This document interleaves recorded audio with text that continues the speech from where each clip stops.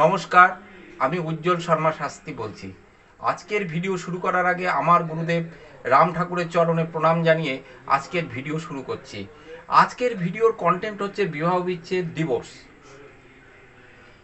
এর আগে আমি বিবাহ নিয়ে অনেক আলোচনা করেছি। আজকের ভিডিওটা খুবই গুরুত্বপূর্ণ।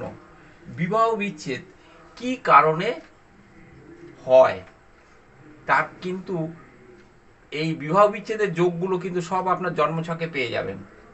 জ্যোতিষশাস্ত্র খুবই একটা অথেন্টিক সাবজেক্ট এবং সত্য।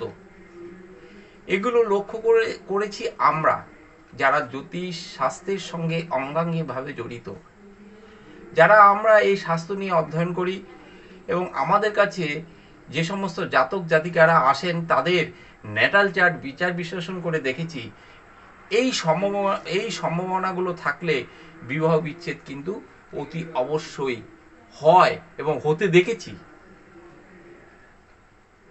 সেই কয়েকটি কারণ আপনাদের সামনে আমি তুলে ধরছি। বিবাহ বিচ্ছেদের প্রথম যে কারণটা আমি রেখেছি এবং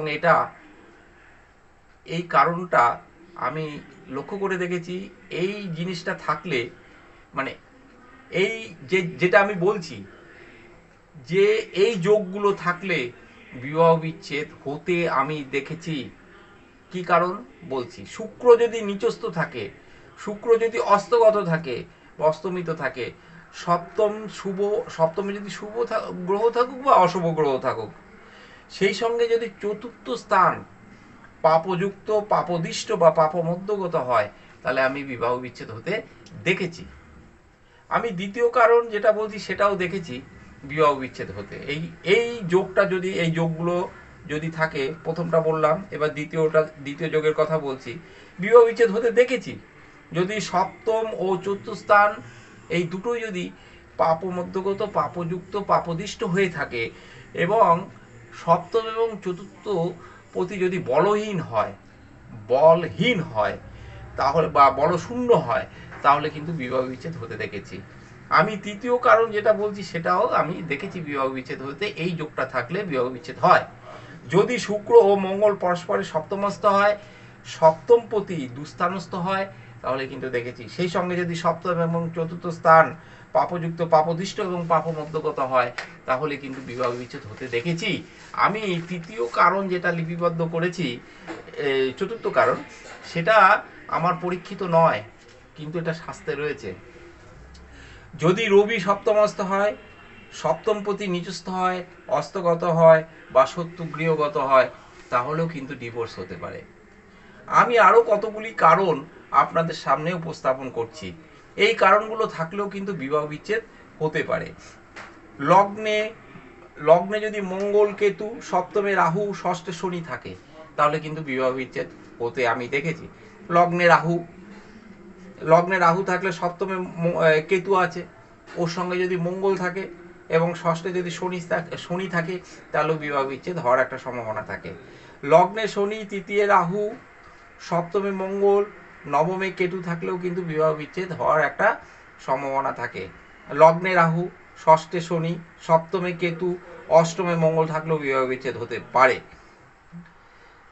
লগ্নে রাহু, দ্বিতীয় শনি, সপ্তমে মঙ্গল কেতু থাকলে, লগ্নে ধরুন মঙ্গল শনি সঙ্গে কেতু আছে, তাহলে মাঙ্গলিক রয়েছে, তার সঙ্গে আবার দুটো পাপগ্রহ রয়েছে। লগ্নে শনি, তৃতীয় রাহু, সপ্তমে মঙ্গল, নবমে কেতু থাকলে, লগ্নে রাহু, ষষ্ঠে শনি, সপ্তমে কেতু, অষ্টমে মঙ্গল থাকলেও বিবাহ বিচ্ছেদ হয়।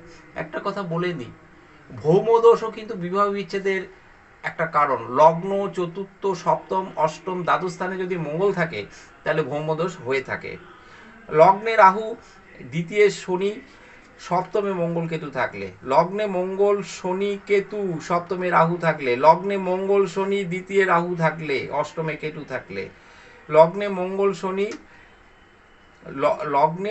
শনি, তৃতীয় কেতু রয়েছে, তাহলে নবমে রাহু থাকবে।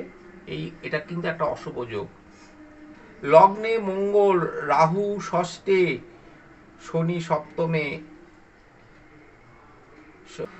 লগ্নে মঙ্গল শনি ষষ্ঠে কেতু দ্বাদশে রাহু থাকলে,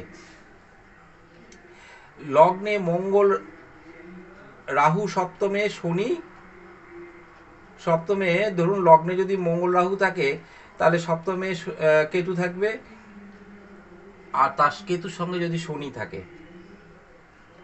লগ্নে মঙ্গল শনি ষষ্ঠে কেতু দ্বাদশে রাহু থাকলে, লগ্নে মঙ্গল রাহু সপ্তমে শনি কেতু থাকলে, লগ্নে মঙ্গল রাহু সপ্তমে কেতু দশমে শনি থাকলে, লগ্নে শনি দ্বিতীয় রাহু সপ্তমে মঙ্গল অষ্টমে কেতু থাকলে, লগ্নে শনি দ্বিতীয় মঙ্গল তৃতীয় রাহু নবমে কেতু থাকলে, লগ্নে শনি মঙ্গল রাহু যদি ধরুন লগ্নে শনি মঙ্গল রাহু রয়েছে, সপ্তমে কেতু থাকলে বিবাহ বিচ্ছেদ হতে পারে।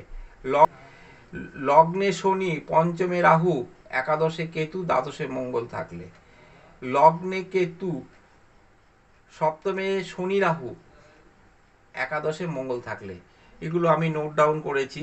এইগুলো কিন্তু এই যে অশুভ যোগগুলো থাকলে কিন্তু বিবাহ বিচ্ছেদ হয়ে থাকে। লগ্নে কেতু সপ্তমে শনি রাহু দ্বাদশে মঙ্গল থাকলে, লগ্নে কেতু সপ্তমে রাহু দ্বাদশে মঙ্গল শনি থাকলে, দ্বিতীয় কেতু অষ্টমে মঙ্গল রাহু একাদশে শনি থাকলে, দ্বিতীয় কেতু অষ্টমে মঙ্গল শনি রাহু থাকলে, দ্বিতীয় কেতু ষষ্ঠে মঙ্গল অষ্টমে রাহু দ্বাদশে শনি থাকলে, দ্বিতীয় রাহু অষ্টমে মঙ্গল শনি কেতু থাকলে, দ্বিতীয় কেতু অষ্টমে রাহু দ্বাদশে মঙ্গল শনি থাকলে প্রবল কিন্তু বিবাহ বিচ্ছেদ হওয়ার একটা সম্ভাবনা থাকে।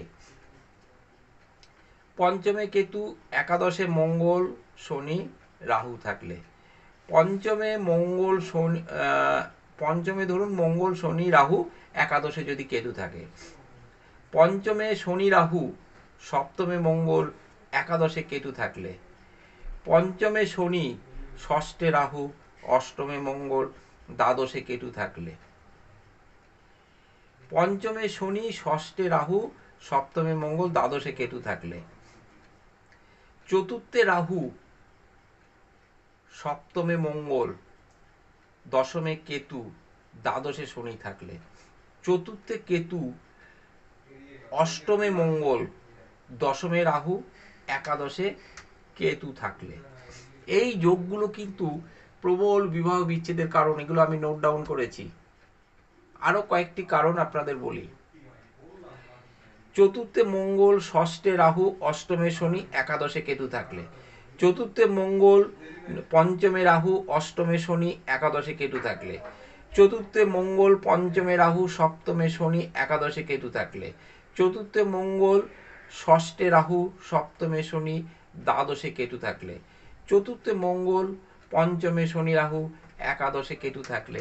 আরও কিছু যোগ আছে, এগুলো সব তো তুলে ধরা সম্ভব না, তা আমি বলছি। এই যে অশুভ যোগগুলো, এগুলো থাকলে কিন্তু প্রবল বিবাহ বিচ্ছেদের যোগ তৈরি হয়। জন্মছকে দেখতে হবে রাহু তো বিবাহের যোগের সৃষ্টি করে এবং ঘটক, তা সত্ত্বেও রাহু অশুভ অবস্থায় থাকলে কিন্তু ভালো ফল পাওয়া যায় না। দেখতে হবে শুক্র কোনো রকম ভাবে অশুভ অবস্থায় আছে কিনা, শুক্র পাপ পীড়িত হয়ে আছে কিনা, শুক্র পাপ মধ্যগত হয়ে আছে কিনা। এগুলো থাকলে, এই শুক্র যদি অশুভ থাকে তাহলে কিন্তু বিবাহ হলেও সুখকর হয় না, বিবাহ বিচ্ছেদ না হলেও স্বামী স্ত্রীর ভিতরে তীব্র অশান্তি এবং বনিবনা হয় না। দ্বিতীয় স্থান থেকে আমরা আত্মীয় দেখি। এই আত্মীয় থেকেও কিন্তু অনেক সময় সাংসারিক পারিবারিক অশান্তির সৃষ্টি হয়। এই নতুন আত্মীয়র সঙ্গে যদি বনিবনা না হয় তাহলে কিন্তু আপনাদের জাতক জাতিকাদের ক্ষেত্রে বলবো প্রবল বিবাহ বিচ্ছেদের সম্ভাবনা কিন্তু তৈরি হয়। তাহলে আমাদের লক্ষ্য করতে হবে সপ্তম স্থান ঠিক আছে কিনা। প্রথম যেটা সপ্তম স্থানকে দেখতে হবে আমাদের, দ্বিতীয় দেখতে হবে শুক্র নৈসর্গিক বিবাহকারক গ্রহ, এবং শুক্র দেখার পর আমাদের দেখতে হবে দ্বিতীয় স্থান। সামগ্রিকভাবে বিচার বিশ্লেষণ করে বিবাহ ঠিক করা উচিত, তাহলে এই বিবাহ বিচ্ছেদ হওয়ার সম্ভাবনা কম থাকে। আজকের আলোচনা আমি আর দীর্ঘায়িত করব না। আমি অনেকগুলো কারণ তুলে ধরলাম। এই বিবাহ বিচ্ছেদ যাতে না হয় তার জন্য জ্যোতিষীর পরামর্শ নিন এবং জ্যোতিষশাস্ত্রের মত অনুযায়ী প্রতিকার বিধান করুন। শাস্ত্রীয় প্রতিকার বিধান করলে আপনারা অতি অবশ্যই শুভ ফল পাবেন। আপনাদের সবার মঙ্গল প্রার্থনা আমি করি। আপনাদের দিন যাতে শুভভাবে কাটে এবং বিবাহের ক্ষেত্রে যাতে আপনারা শুভ ফল পেতে পারেন, তার জন্য আমি বলবো একান্তভাবেই জ্যোতিষীর পরামর্শ নিন। জাতক জাতিকার বিবাহ ঠিক করার আগে তাদের জটক বিচার করে নিন, তাদের কোনো অশুভ যোগ আছে কিনা তার প্রতিকার বিধান করুন। আপনারা সবাই ভালো থাকবেন, সুস্থ সুন্দর থাকবেন। ভিডিও শেষ করার আগে আমার গুরুদেবের চরণে প্রণাম জানিয়ে আজকের ভিডিও আমি এখানেই শেষ করলাম।